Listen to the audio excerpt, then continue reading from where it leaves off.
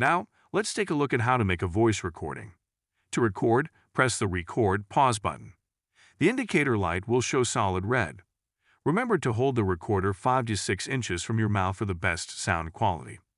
The optimal recording volume is around -12 dB. And again, you can check the dB meters on the display screen. To pause while recording, press the Pause button again. The red light and the display screen will flash, indicating pause mode. To resume recording, press the Pause button. When your recording is complete, press the Stop button. The screen will display the message "Please wait" while your file is saved.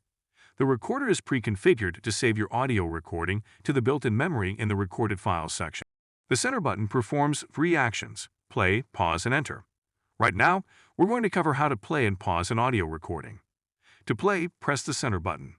Pressing the same button will pause the playback. To resume playing, press the center button again. Side note, you can also stop playback by pressing the Stop button. To rewind back to the beginning of the track, short press the Rewind button.